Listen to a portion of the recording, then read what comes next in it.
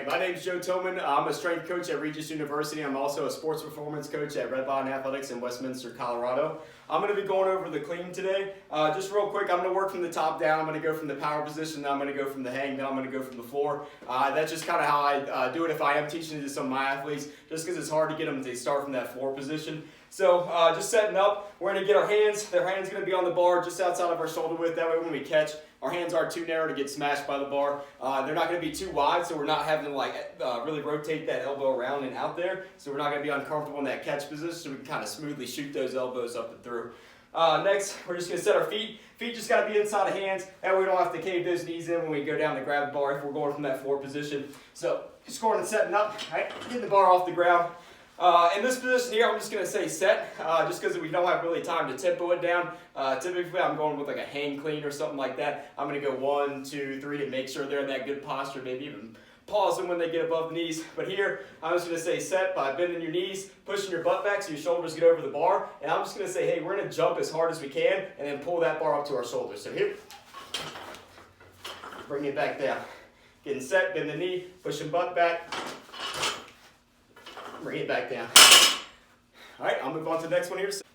All right, so we're moving on to the hang clean. Now we're going to go into a catch position. We got a little bit more weight on it, so the bar's not going to float up a little bit more. So we got to kind of teach those athletes. All right, now the bar's floating up there. We got to sit that butt underneath the bar. All right, and really shoot our elbows and get to that catch position quick. And I guess just a couple of quick things we can do are just maybe like drop catches and stuff. All right, just snapping down, coming up, snapping down, coming up to feel what it is to kind of like drop underneath the bar. Outside of that, there's no other real cueings. I think most of the athletes we're going to work with over the summer are going to be elite enough to just kind of drop underneath of that bar and kind of keep rolling with it. All right, but from here, all right, a lot of the setup is the same. Hands going to be just outside the shoulder width, that way you're not smashing those hands. Feet inside of the hands, that way we don't have to knee buck. All right, and you get that bar up. All right, this is where I'll typically tempo some athletes down, just to make sure they're in good joint angles. All right, maybe even ISO hold it above the kneecap. But we're going to bend knee, push butt back in, shoulders over bar. 1, 2, 3, 1, 2.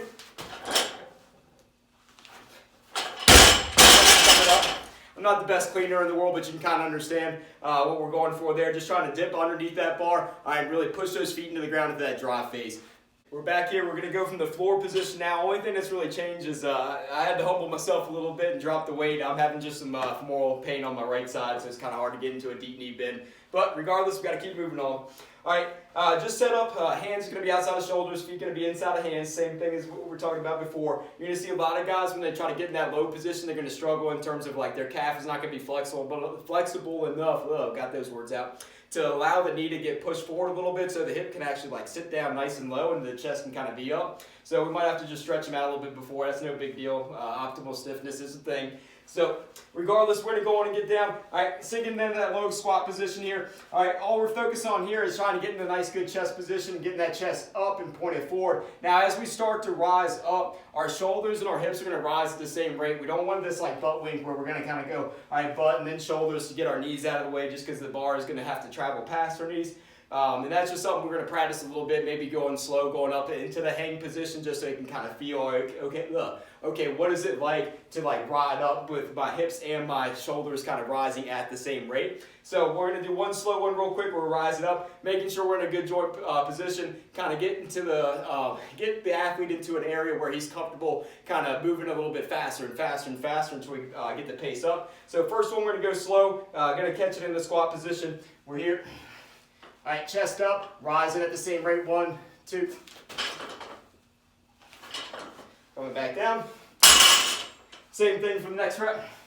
Just gonna go a little bit faster from the ground here. All right, chest up, butt down, looking forward.